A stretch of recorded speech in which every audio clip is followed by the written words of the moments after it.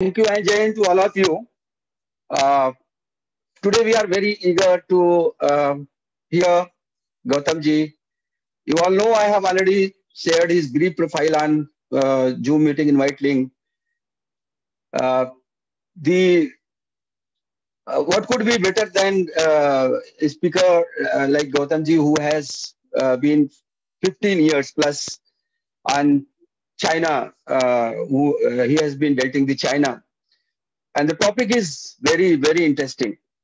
So I would not be taking much time. I will be inviting Rotarian Prerna Gaikwad to for secretary announcement. So over to Prerna. A very good morning to everyone. We have just one birthday this week. That's Junior Kiran. Kiran's daughter Dia's birthday on the 27th of this month. So here's wishing her a very happy birthday from all of us in advance. Those are all the announcements from me. Thank you. Back to you, Connie. Thank you very much. So I will be inviting Rotarian Dr. Ganesh Natarajan, uh, Corporate and Youth Connect Director, Rotary Club Pune Riverside, for formal welcome and introduction of keynote speaker Gautam ji. Over to Dr. Ganesh Natarajan. Thank you, Kalal Mishra. Good morning to all of you. It is actually a real pleasure for me to introduce Ambassador Bambawale because, as most of you know, and I think Mukesh ji was mentioning before we started, that Pune is one example of a city which really epitomizes the spirit of collaboration and everybody want to do good for the city. And the Rotary Club, of course, is a classic example of that. But there is another institution which has very quickly, in a few years, become almost like a lighthouse for good people to come together and see what they can think about, what they can talk about. And that's the Pune International Center. And I think we are privileged that, both Mukesh and I, and of course, Gautam, are trustees of the Pune International Center. And I first met Gautam, I think it was 2 years back, when he was starting this Asia Economic Dialogue, which many of us attended the first time it was done. And as some of you may know, it is like the Raisina Dialogue. It is becoming a very important session because we really get multiple Asian leaders to come in, and the Ministry of External Affairs is our partner. And they were working with the Bombay agency for quite some time, and then we have got it for 3 years. And Gautam, of course, leads it with complete passion. And if any of you get a chance next year, please attend it because it is some of the most intellectual conversations and the most futuristic conversations on Asia, both economics and other matters, which is really amazing. So that's the first time I really interacted with Gautam. And then, of course, as most of you know, India had just started struggling with COVID in March, April last year, when suddenly the aggression by China happened. And I think Ladakh, Doklam are all now commonplace words. And then some of us were just discussing at the PIC, saying that, look, with this huge military aggression, and of course, the immediate response we had of apps band karo, ye karo, wo karo, etc. We said, look, is this response of India adequate? Or should we be more strategic in our thinking? And which is when Dr. Mashalkar, whom all of you know, he kind of tapped 4 or 5 of us. There's Ajay Shah, who's a very famous economist and professor at Jindal University. Ajit Ranade, who's the chief economist and president of the Aditya Birla Group. Dr. Vijay Kelkar, who of course needs no introduction. Gautam and I. And I think we started discussing initially, saying what can we do? What has resulted in that is 9 months of extraordinary collaboration and great hard work, and something that has been one of the most enjoyable phases of my life. And our leader, without doubt, is Gautam, because Gautam brings with him a vision, a wisdom, a depth and width of knowledge, which is unparalleled, in my opinion. And when you hear him, you'll realize why I'm saying this. And now we are doing, literally every week, we are doing multiple conversations and debates for the All India Management Association, for CII, for Chennai Management Association. So all kinds of discussions. And we're all thoroughly enjoying it. So in all this busy schedule of really talking about India, China, and strategic patience, it was very kind of Gautam to accept my invitation to speak at the Rotary Club of Riverside. So without any further ado, and I will not read out his introduction, you all have it, but you all know his diplomacy background. But in terms of sheer understanding of the India-China situation, and possible solutions, which we have talked about in our paper. And the paper was supposed to be a little 8,000 word paper. There's so much to be done that it finally became 56,000 words. And it's actually a book that is now being published by Rupa. But maybe Gautam will give you some hints of what has happened there. And also his own views on the whole gamut of diplomatic relations in the context of whatever is happening in the world. Over to you, Gautam. Thank you. Thank you very much, Rotary Club of Pune Riverside. Thank you, Colonel Mishra. Thank you, Dr. Ganesh Natarajan. Thank you, Mr. Mukesh Malhotra, all of whom with whom I worked fairly closely. It's a pleasure to be with all of you this morning. And what I'm going to try doing is try to explain to all of you what the Chinese have been trying to do in Eastern Ladakh since May of last year. And what are the implications of that, not just for India and China, for the relationship between India and China, but more importantly, what are the implications for us in India? So let me try to do that. And I would, of course, welcome questions, because I think it's only through questions and trying to answer them that we'll be able to clarify certain doubts that all of you might have about the situation there. As Dr. Ganesh Natarajan just mentioned, that in April of 2020, India was just girding itself, had just started the lockdowns to face the COVID situation, the COVID pandemic, which was sweeping the world at that time. And even as this was happening, we all now know that in early May of 2020, the Chinese People's Liberation Army, their army, the PLA, moved huge numbers of troops to the border with India, especially in Eastern Ladakh. That led all of us to ask the questions as to why is it that the Chinese had chosen this particular time? What were they trying to do? What was the implication of what they were trying to do, etc., etc. Now, the first point I must make is that the number of troops that the Chinese moved to Eastern Ladakh was huge. It had never happened before, at least in the last 2.5 decades, since India and China had begun talking to each other, and since 1976, after the 62 war. We reinstituted ambassadors in each other's capital in 1976. And since then, we had been talking to each other about the boundary situation, about the boundary problem, about trying to resolve where the boundary between India and China lies. As all of you know, this is something we have not done in the past, and it is something we have not yet been able to do in the present. But to come down to early May of 2020, once again, the thing is that China moved huge numbers of troops, several divisions of troops into Eastern Ladakh, into that general area.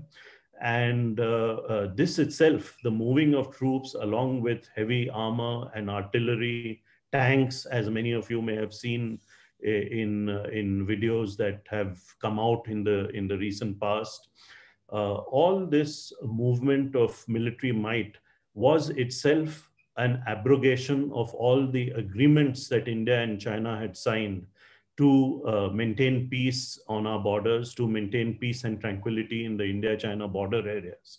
So what happened was that China not only moved huge numbers of troops, which had never been seen before, this kind of troop buildup, but also heavy armor, artillery, tanks, etc., which not only violated all the agreements that existed between India and China for maintaining peace and tranquility, but it also led to a matching buildup by the Indian side. So Indian Army and Indian Armed Forces also started building up from May of 2020. And then eventually both countries had roughly matching soldiers or troops facing each other in Eastern Ladakh, roughly 40 to 50,000 troops, which is a huge number, with, of course, heavy armor, artillery, etc. Now, the question that all of us would ask ourselves, and we have all been asking ourselves these questions. I know Colonel Mishra must have asked himself the question as far back as early May of 2020, that what is it that the Chinese are trying to do? What is it that the Chinese are trying to signal to us? Here, my answer is that they're trying to do two things, or they're trying to signal two things. They're trying to say two things by moving their troops. One is, of course, a tactical aspect, and one is a more strategic aspect. So let me go into those two arguments. On the tactical side, it's quite simple. What the Chinese are trying to do is they're trying to get a better ground position for themselves in Eastern Ladakh. And now, a year later, we can see that this has been one of their objectives, though it may not have been their only military objective. So they were trying to move their ground positions all the way to what, in their mind, in their conception, was the Chinese territory. So they were trying to do that. And as you can imagine, that both India and China do not agree on where this line lies. You can call it a boundary, you can call it a line of actual control, as people are calling it, and do call it, because that's what the literature terms it. But we do not agree on where this line of actual control runs or lies. So obviously there were differences of opinion between the Indian army and the Chinese army, between India and China. And therefore India made a matching buildup of its own troops. And to a certain extent, I would say that the Indian army, the Indian armed forces have reacted magnificently. They have actually stopped the kind of advances that the Chinese may have wanted to make in Eastern Ladakh. To this extent, of course, I would say that the Chinese have not met all the military objectives that they may have started out with when they started this ball game in Eastern Ladakh. Of course, as all of us know very well, and this was a very important turning point on the night of 16th of June 2020. For the first time in 45 years, you had, through hostilities between the two armies, loss of life amongst our troops and amongst Chinese troops also. So we know, for example, because our government was quickly off the mark in sharing this information, that at least 20 Indian soldiers, including a lieutenant colonel, died in the clashes that took place, the hand-to-hand combat fighting which took place on the night of 16th of June 2020 in Galwan. The Chinese were very cagey. They, at that point of time, did not accept any deaths. But from all the what we had heard from our troops on the front, we were quite confident that there were several Chinese soldiers who had also, who had also died in that incident. And the Indian Army had given a very good account of itself, even on that particular evening, on that particular night of 16 June 2020. Later, of course, the Chinese have now accepted that 4 of their soldiers, including a senior officer, died on that particular night. They have also been given various kinds of awards and commendations and bravery medals, etc. But I would add that in our analysis, in our thinking, I think the number of casualties on the Chinese side may be significantly higher than the 4 that they have already accepted. But let's move quickly forward to what exactly were the Chinese wanting to signal from a strategic perspective.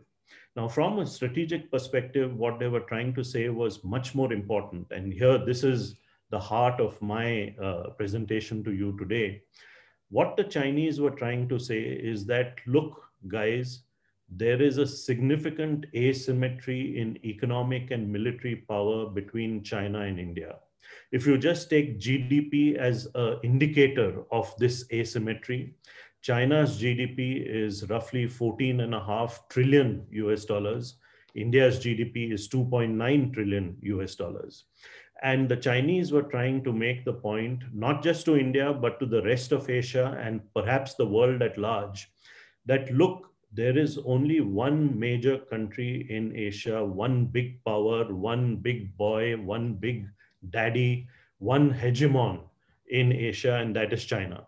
And all of you must understand this situation and fall into line, India included. Now, by moving our troops and preventing the Chinese from achieving all their military objectives in Eastern Ladakh, what we were saying in return is we do not accept this proposition that you are the big boys and that everyone else must fall in line, that there's a hierarchy of nations in Asia. And therefore, this is something that we did not accept, and we indicated it militarily.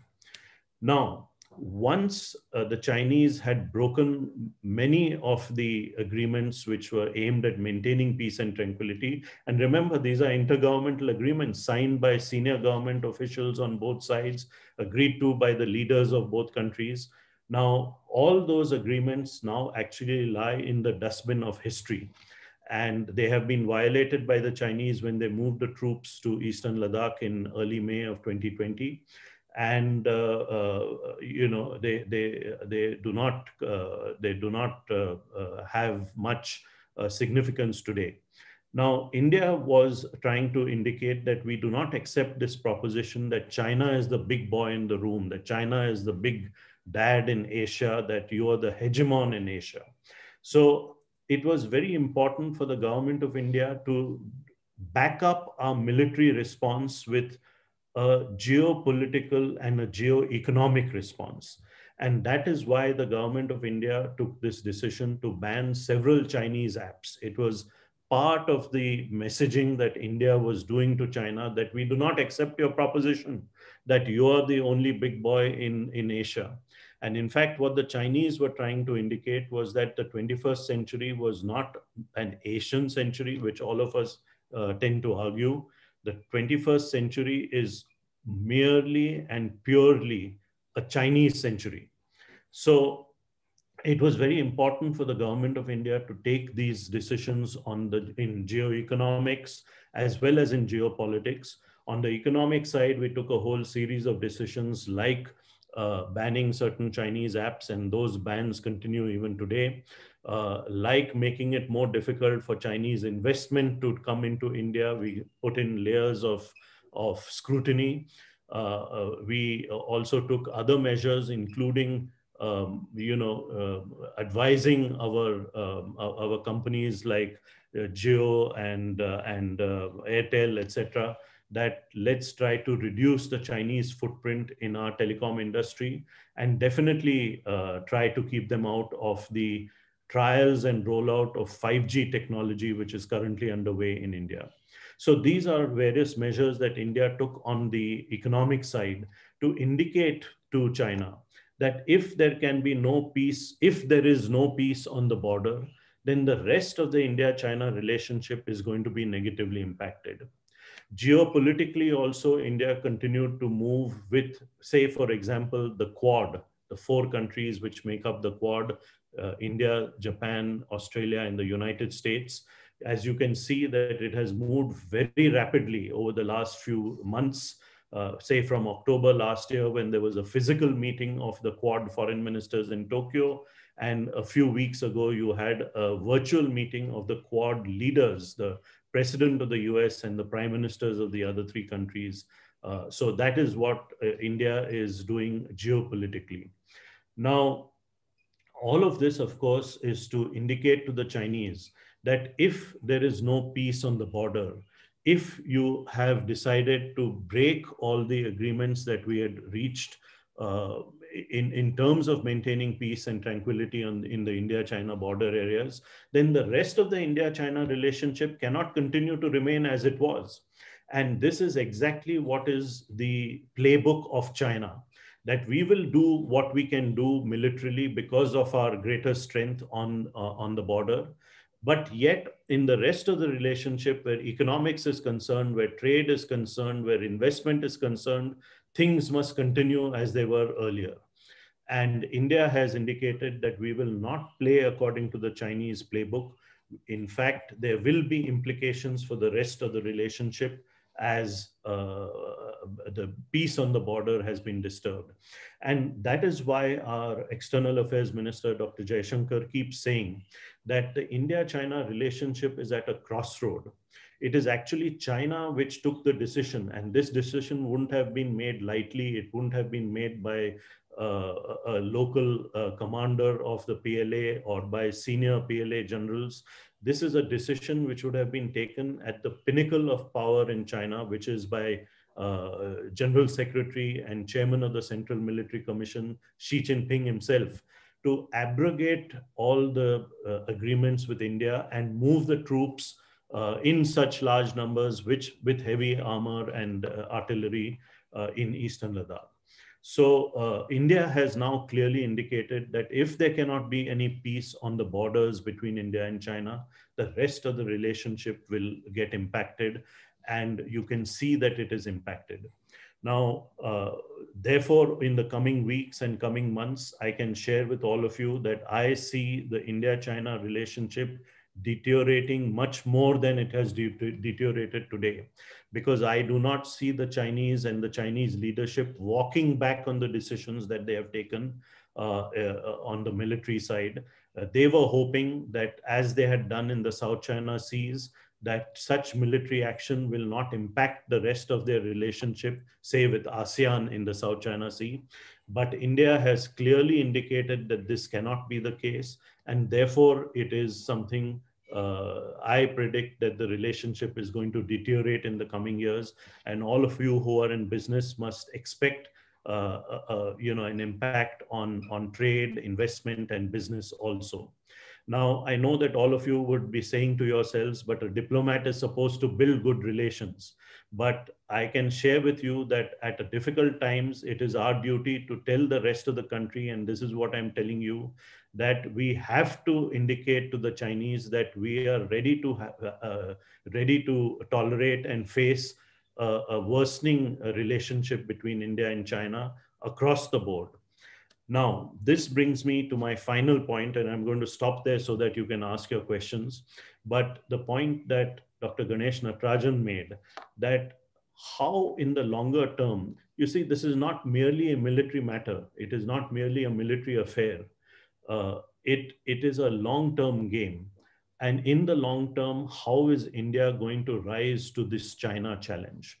And what we have argued in our paper, which has been jointly written by Dr. Ganesh Natarajan, in fact, I would say he was the guiding light behind the paper, because he was the one who kept pushing us to do the paper and to write it and to share it with policymakers across the board. And I can tell you that we have shared it with people in policy making, from the Prime Minister to the Defense Minister, the chiefs of defense services, the Army, Air Force, Navy, the National Security Advisor, and many, many others. But what we argue in the paper is that in the short run, because India holds a bad hand of cards, in the sense that we are economically and therefore militarily and geopolitically much weaker than China, in the short run, we will have to build balancing coalitions to ensure that our territorial integrity is maintained. And we will have to build balancing coalitions with three groups of countries. One is the major democracies of the world, like Japan, Australia, United States, France.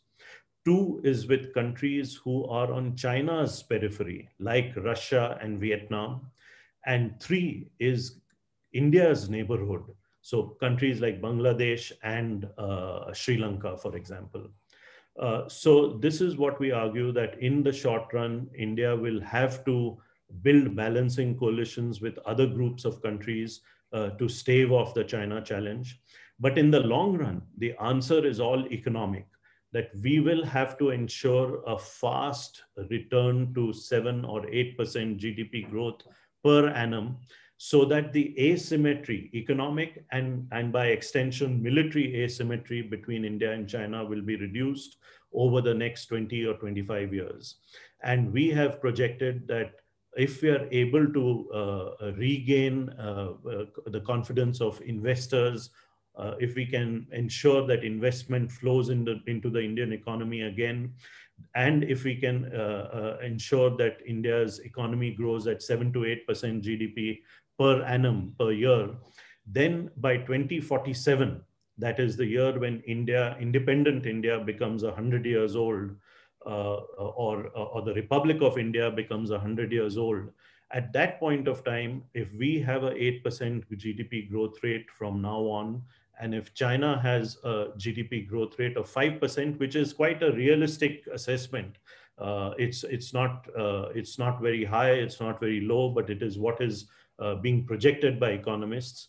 Then in 2047, on PPP terms, India's GDP will be roughly 64 trillion US dollars, whereas China's GDP will be roughly 88 trillion US dollars. But you will find that the asymmetry has decreased. India has grown as an economic power, and by extension, we will be able to build up our military and defense capabilities also. So I'm going to stop there, Colonel Mishra. I'm going to stop here, Dr. Ganesh Natarajan, and hand the mic and the floor back to you. Thank you so much. Thank you very much. Before I invite Dr. Ganesh Natarajan to moderate the session, I would like to welcome Lieutenant General J.S. Chima, Param Visit Seva Medal, Advisit Seva Medal, Visit Seva Medal, presently Vice Chancellor of Punjab Sports University, who has joined today. You are most welcome, sir. Then I would like to invite Colonel Sandeep Kumar, ex-CEO of 3x8 GR in Kargil and Siachen. Colonel Rajesh Jaiswal, Director Kundani School, is also with us, so hearty welcome. Group Captain UK Devnath, Air Force defense expert on many TV channels we have seen. He is today, so he will be most welcome to you, sir. Ruchi Mathur, CEO Lighthouse Pune, hearty welcome. Then we have Subhas Bal and Mr. Arjun. So very hearty welcome to all of you. Now I hand over to Dr. Ganesh Natarajan to moderate the session. Over to Dr. Ganesh. Yeah, thank you, Colonel. I think there is a question from Elam, and I'm requesting any one of you who want to ask a question. I mean, you can either just say you want to ask or post it on chat, whatever is easier. And I would request friends of mine like Vikram, who has joined after a long time, and of course, Subhash, who is joining from San Francisco, and anybody else who has a question to do ask Gautam. And Gautam, as I said, has a very wide width of knowledge, so any questions are fine. But Zelam, you had posted a question, so would you like to ask it? Yeah, my question is, first of all, thank you very much. It was really an honor to listen to you. My question is, they must have prepared for this move very long, right? It is not overnight. And they must be finding the right time. So was this the right time? That is one. Secondly, isn't it this move China has done so that to deviate the investment from rest of the world when the world was thinking of taking out their businesses from China? And third is, will they go for war at any time? Yeah. Shall I answer that, Ganesh? Yeah, please. Yeah, please. No, thank you very much. Those are all very good questions. So thank you very much for them. As far as preparations by China, I think, you must keep in mind that over the last 20 or 25 years also, the Chinese military budget has been growing every year, and in many years by double digits. So China has been building up its military capabilities steadily for the last 25 years, not just with India in mind, but in order to protect itself and in order to, all around to increase its capabilities. So as you know, for example, something which they never did earlier, but now today they are building their own aircraft carrier. So this is just an example of how over a long term of 20, 25 years, they have steadily built their military capabilities. Now, we also know that where India is concerned, where the India-China border areas are concerned, and where Eastern Ladakh is concerned, that over the last 10 to 15 years, the Chinese have also steadily improved and built the infrastructure, the roads, and also the railways in the areas which run right up till the India-China border.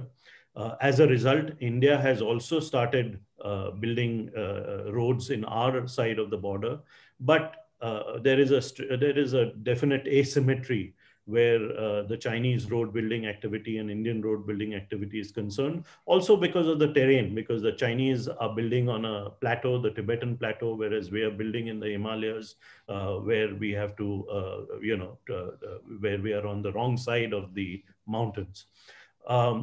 Having said that, coming to this particular incident in Eastern Ladakh, which is continuing even today. So there has been a little bit of disengagement in one sector or one subsector, if you want to call it that, the Pankong So area. But in the other parts of Eastern Ladakh, there has been no disengagement and in fact, no de-escalation of troops. So the situation which started in early May 2020 continues even today and looks as if it's going to continue for a long time to come. For making such a move, obviously they would have planned for it for a few months. Definitely, they would have planned for it. Now, what I'd like to highlight is that the Chinese had basically two options. One is to peacefully continue negotiations with India on the boundary, or alternatively to use military force. And as all of you know, diplomacy and military are two sides of the same coin, and all my colleagues who are serving and retired military officers would agree with that. So what the Chinese have decided is that they will use military force. They didn't expect India to react the way we have. And I think this is where they have gone wrong. But I would believe that they would just go back to the drawing board, see where they have gone wrong, check what objectives they have not been able to meet. And I would think that in a couple of years from now, they will come back at us. So India needs to, also prepare itself. India needs to improve its game. And this is not merely on the military side. It is more importantly on the economic side. And I think, the question that you've asked has been very, very thought-provoking. Thank you so much. Thank you, Gautam. We have three other questions, one from Vikram, then Ruchi, Mukesh. Vikram, go ahead. Okay, thank you. Ambassador, your talk has been very informative. But what we understand is that China has always been extremely expansionist whenever she's been strong. And in terms of strength, both diplomatically, militarily, I don't think she's been at a better position than now.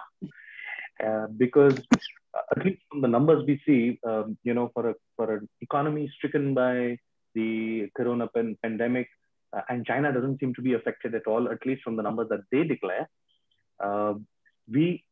Do we anticipate, given the fact that China has always been building roads on and intruding, and this is the way they intrude, they keep changing their claim lines.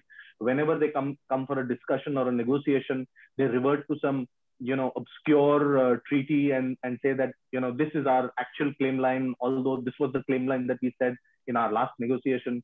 So they obfuscate all the time whenever there is talk about the boundary, especially in the east and in the north in Ladakh. The last time they did this, they built a road through the Exai, and now they're building roads in areas that are definitively claimed by India. And in fact, they are in possession of Indian territory, or at least the territory that we claim. Isn't this a good time for them to look at, the campaign season for them effectively will start sometime in August, September, October. And given the economy, given the state of the pandemic here with, a lot of the army also affected by the pandemic, restricted by the pandemic, do you think that we could expect some aggressive action sometime in September or October? Shall I answer that, Ganesh? Because that was also asked by the earlier person. I sort of slipped out of it. But since it's been asked directly, and since I'm no longer, representing India, and I can be brutally frank, I think everything you have said is absolutely right. Vikram. And I think, yes, we should prepare ourselves for a possible Chinese attempt in September, October of this year. But I would think that, there have been what the Chinese, when the Chinese came in early May 2020, they must have had certain military and political objectives. Now, I believe, and I don't want to go into all the details because that will take another 1 hour, but I believe that only some of these military and political objectives were achieved and many of them were not. The reason for that is I think that they didn't expect India to react in the way we have. So I would say that we have reacted in absolutely the right manner.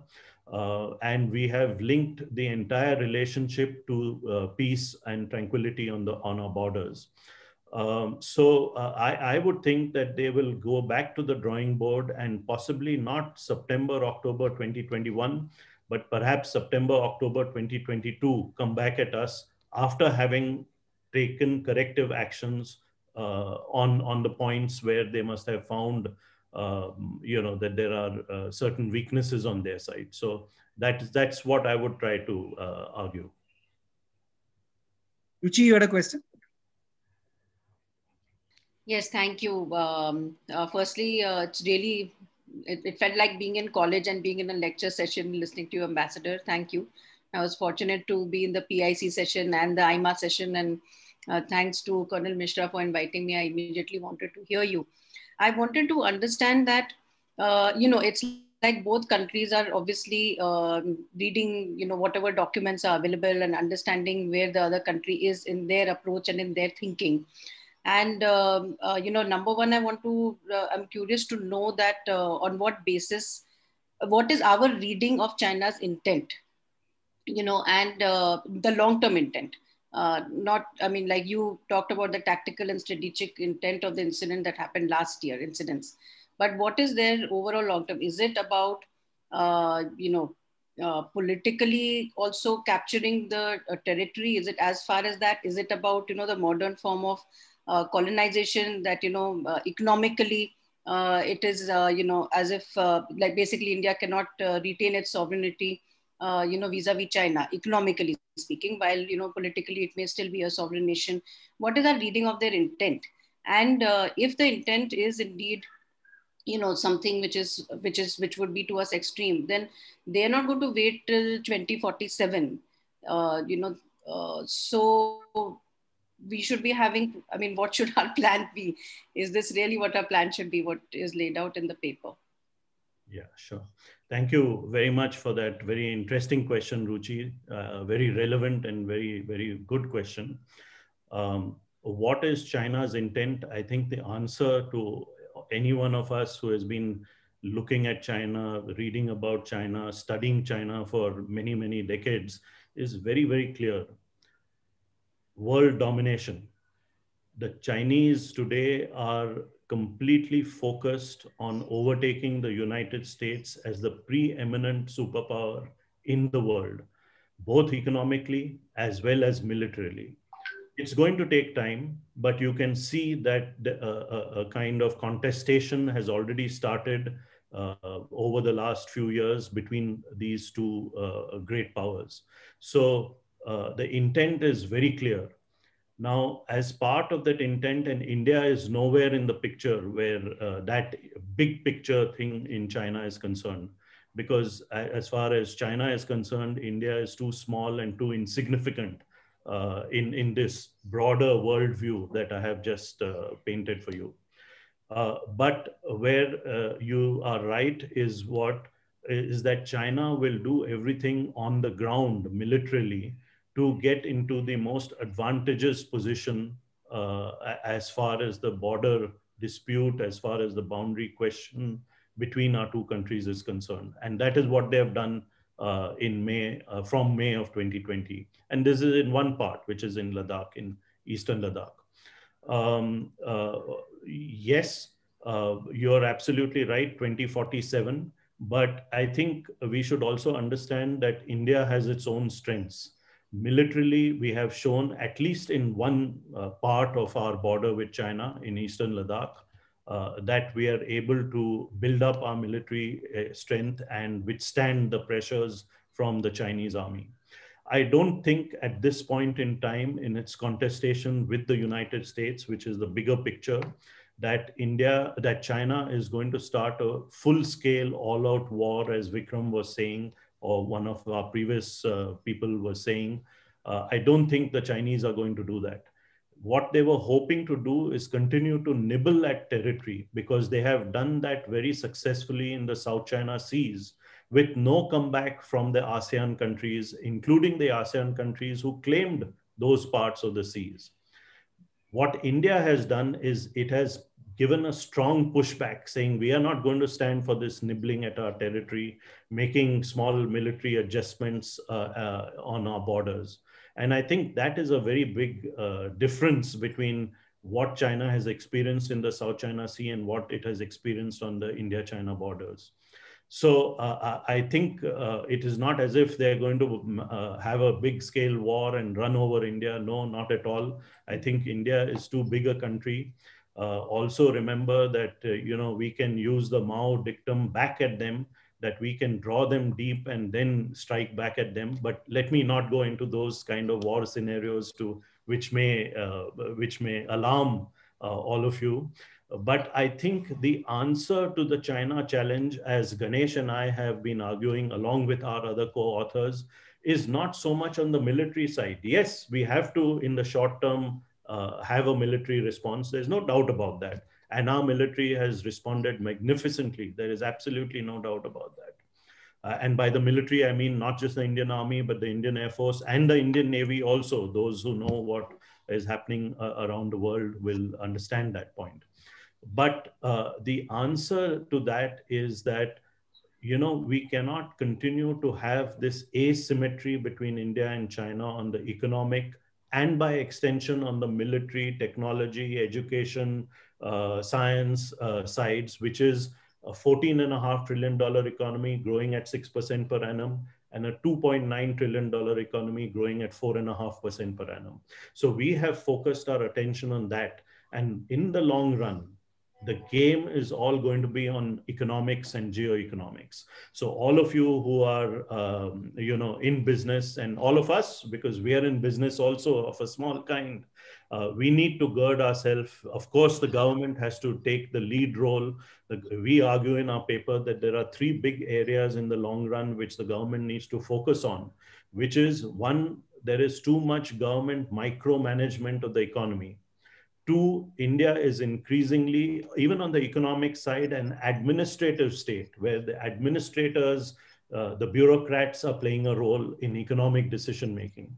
And third is, of course, there has been a slow but steady reduction in the rule of law. So we should once again ensure rule of law so that every business has a level playing field. It is not as if because one business house has good relations with the governments of the state and the center that it does better than another. You should allow them to compete economically. So in the long run, that is going to be the game which India will need to win. And all of us as ordinary Indians can contribute and must contribute to that. So I hope I've been able to answer your very, very pertinent and very pertinent question. I hope I've given you some indication of my thinking. Thank you. Thank you.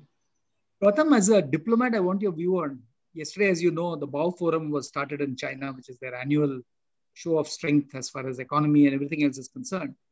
And what President Xi there was talking about was much more in terms of global participation, collaboration in supply chains, etc. So given your view on world domination as their primary objective, do you think all that is just hogwash, and what they mean and what they say are completely different? Absolutely, Ganesh. You have to be with the Chinese.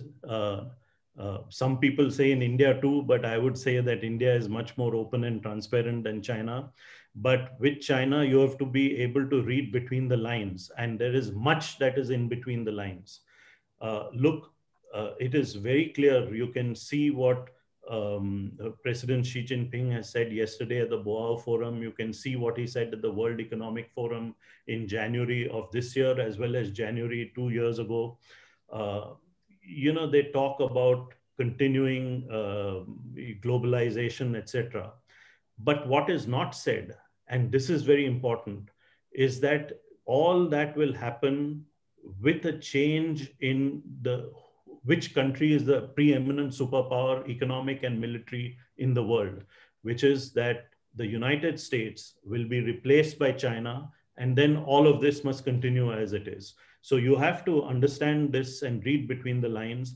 It is, as you say, hogwash, because the single-minded purpose that the Chinese have today is to emerge as the preeminent superpower of the world. This is what he means by the China dream. This is what Xi Jinping means by the China dream. And let me tell you, 1.4 billion Chinese people agree with him. Oh, that is so true. Yeah. Okay, well, I'll just get in a question from Subhash from California and then come back to Mukesh. Subhash, go ahead.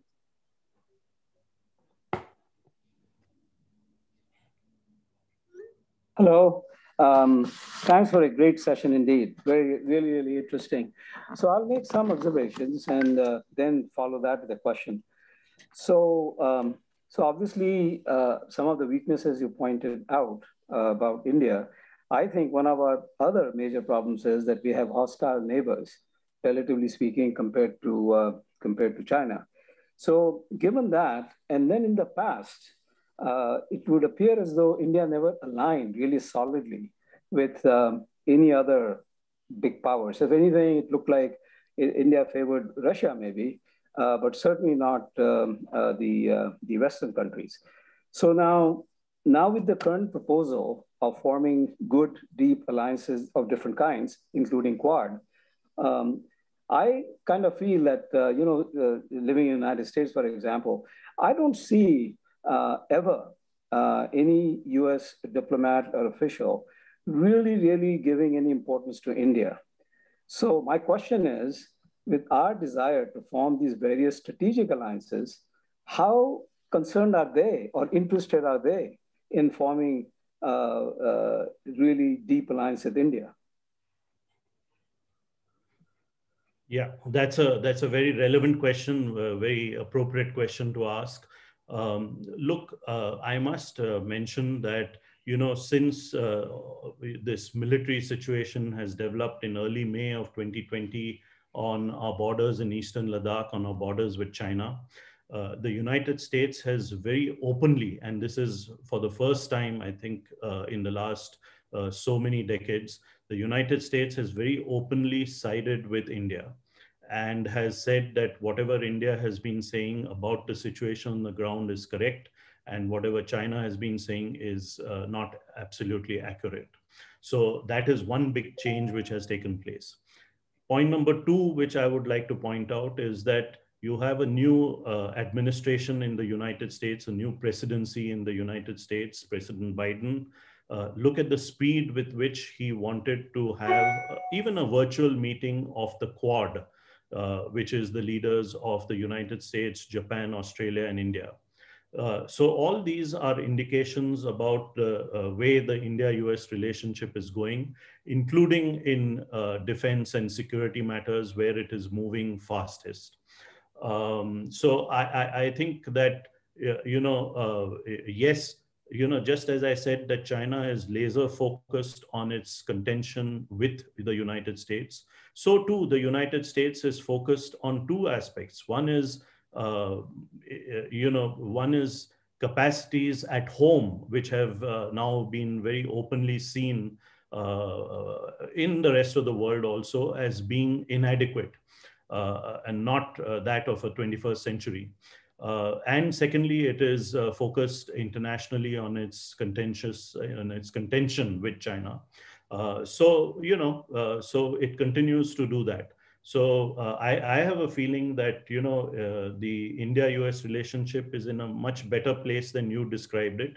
And that these coalitions are going to take, I didn't use the word alliances particularly because that's not liked in India, but we use the word, Ganesh and I, coalitions which is something we will have to do, because given the current asymmetry in power between China and India, unless we build balancing coalitions, bring in other countries, not in military terms, but in other terms, in terms of economics, in terms of education, in terms of science, in terms of technology, in terms of geopolitics, unless we build these balancing coalitions, we need to do that in order to stave off the China challenge in the short term. And I don't mean merely the military challenge. I also mean the challenge of asymmetry between our two countries. So I hope I've been able to answer your question. Tony, back to you, sir.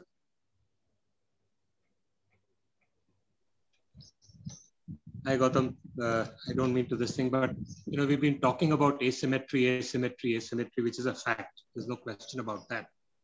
But if you look back in recent history, there are a number of examples where asymmetrical warfare of the military kind has been fought and won. I mean, Vietnam and Afghanistan, although not exactly our type, but are recent examples where superpower was challenged and more or less defeated. I mean, every economy, every power has its weaknesses and weak points. So what efforts, if any, are being made at our end to identify and exploit those weak points so that we can fight that asymmetrical warfare?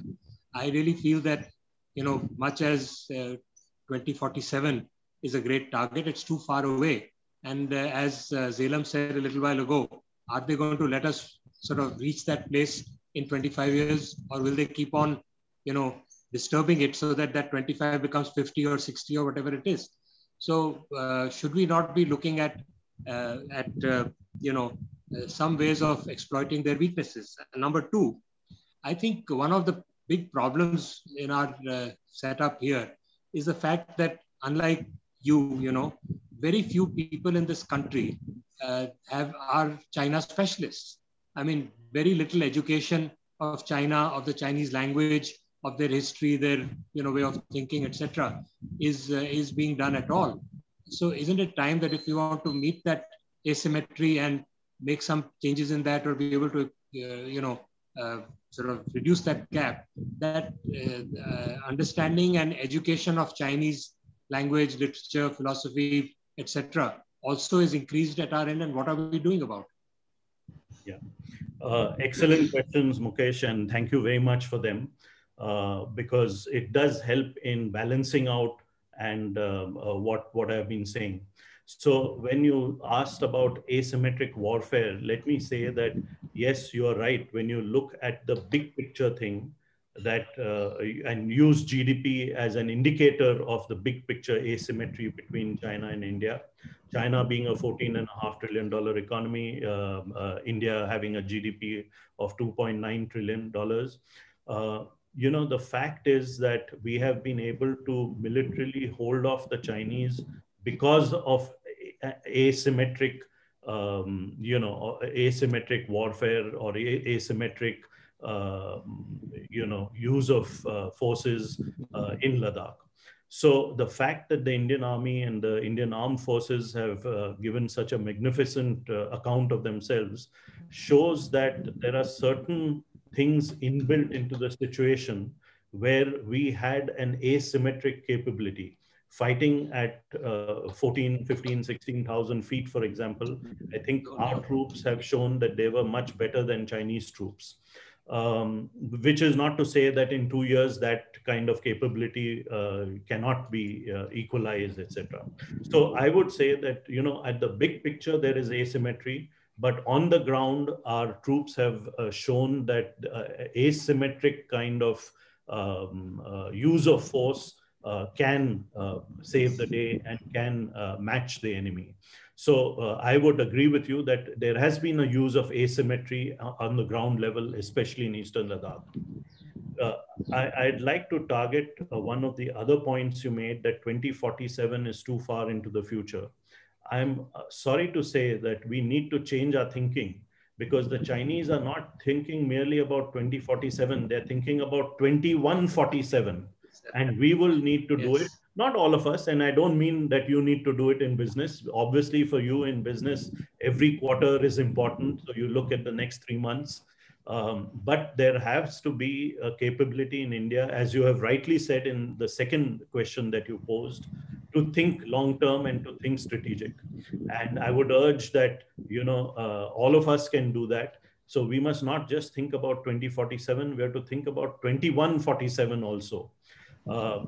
Having said that, you are not wrong that, we do not need to replicate what the Chinese have done.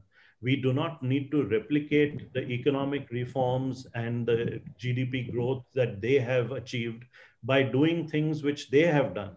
No, that is not going to work because they're a different polity, a different economy, a different society from us. They're much more centralized. India is much more decentralized. India's strength lies in its people. And I agree with you that, the structure which we need to build in India, and we are moving in that direction. You will remember yourself that, the individual states of India had much less freedom in the past than they have today, both economic and financial. So we need to have a system in India, and this is what the paper that Ganesh, myself, and others have written about from Pune talks about, that we need to play to our strengths. We don't need to replicate what the Chinese are doing. We don't have to talk like Xi Jinping and act like Xi Jinping. We have to talk like Indians, and our strength is our people, and we need to give full, we need to give our people the kind of governance which is required to let them make their contributions in all fields, whether it's economy, whether it's science, technology, business, the arts, culture, etc., etc. So I went off into a big picture thing again at the end, but I hope that answers your very, very pertinent and very good questions, Mukesh. Thank you. Thank you very much, Gautam. I think that was, as usual, it was really, really enlightening for all of us. Subhash, to answer your question, the paper, just send me a mail, I'll send you the paper. We've already released it publicly, so I can just send it to you, not a problem. Ganesh, Prerna has a question. Sorry. Sanjay, go ahead. They have time that I'll leave it to Colonel Mishra to decide whether we can take it. Okay, well, last question from Prerna we can take, no problem. Prerna, go ahead. Okay, thank you so much. My question is a little different from what everybody's been asking right now. We were talking about banning a few Chinese apps, which we've already done. Boycott Chinese products. How exactly practical is that for India in today's scenario when we have Chinese products being used in every sector of industry right now and at a much lower cost than what they're actually produced over here? Yeah. No, that's an excellent question, and I'm happy you have asked it because that is something that we have very strong views on. I have very strong views, obviously. Look, we do not need to have a knee-jerk reaction to what happens or what is happening on our borders. You are absolutely right. Any kind of decoupling between the Indian economy and Chinese economy in the next 2 months is very impractical. I completely agree with you. At the same time, it cannot be business as usual. I'm afraid not, because if it continues to be business as usual, as I've argued, we are playing according to the Chinese script then, where they are winning. It's a win-win for them. They win both times. They win on the military side, on the border, and they win on the economic side in trade and investment with India. So we cannot have it business as usual. And therefore, I'm afraid that we will have to make changes in our industrial structure so that at least those products, and I can think of, for example, in the pharma sector, APIs, where India has a competitive advantage. We need to rebuild those industries. And all of us in Pune remember Hindustan Antibiotics, how it has gone to seed, stopped functioning, become bankrupt. But that is a kind of reorganization that we will have to do. And this is only an indicative idea that I'm putting forth to you. We will have to look for alternate supplies. We will have to produce some of those things in India. We will have to become part of global supply chains, including some of that supply chain should be located in India. And that is a much longer term question. And that's why I look out to 2047. Ganesh and I both look out to 2047, because over the next 25 years, that is possible. So no knee-jerk reaction, no immediate decoupling in a few months. That is impossible. Totally agree with you. But in the longer term, we all better pull up our socks and make India an economic success. Because if we don't, then we will have to kowtow to the Chinese. We will have to accept Chinese as the #1 power in the world and in Asia. And if you want that to happen, I'm okay with it. But many of us, like Colonel Mishra, Ganesh, myself, and I'm sure Mukesh Malhotra also, don't want that to happen. So in that case, we need to pull up our socks and we need to start doing it today so that its impact will be felt in 2047. Thank you so much. Thank you. Thank you very much, Gautamji. In fact, we are blessed to have you today morning. Your talk has been quite interesting. Rather, I must say, stunning, mind-blowing, and thought-provoking. We have been benefited from the person who has dealt, China, Pakistan, and Nepal, all the three neighboring countries. So, not taking much time, once again, thanking you. And other esteemed guests to whom I have mentioned in my earlier when I welcome them. I would like to invite charter member and honorable board member, Rotary Club Pune Riverside, Rotarian Mukesh Malhotra, to extend formal vote of thanks. So over to Mukesh. Thank you, Colonel Saab. It's usually a cliche to say that it is my pleasure to extend this hearty vote of thanks. But honestly, Gautam, today it is indeed really a pleasure for me to extend this vote of thanks. It's people like you and Ganesh and others of the PIC who raise people's awareness. And I think that is the most important task that we need to do, that all of us who are in our own little cocoons, we all need to have our awareness raised as to the challenges we are facing and the possible solutions to it.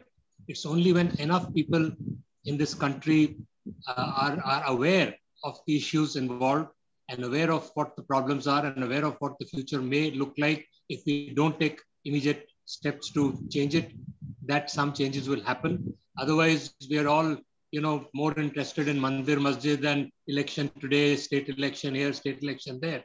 And we're not at all bothered about the larger global picture, which I think is so very important.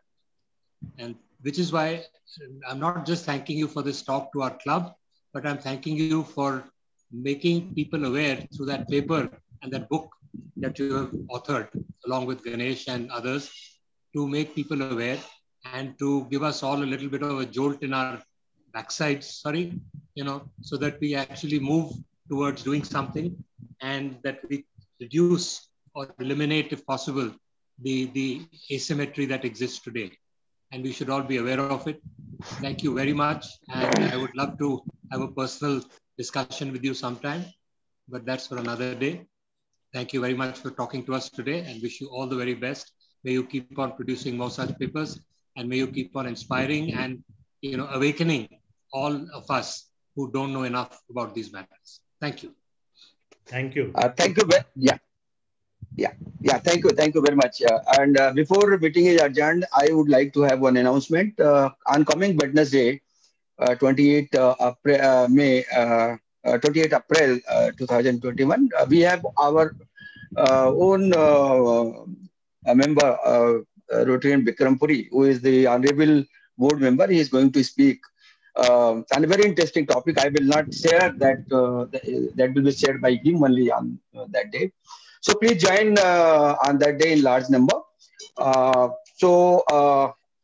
Time has already, it is over. Once again, thanking you all. Stay safe, healthy, and happy. Please allow me to end the meeting. Meeting is adjourned. Should I? Thank you, Jai Hind, and good day to all of you. Recording will be sent to you. Yes, we have recording, and recording will be sent to all.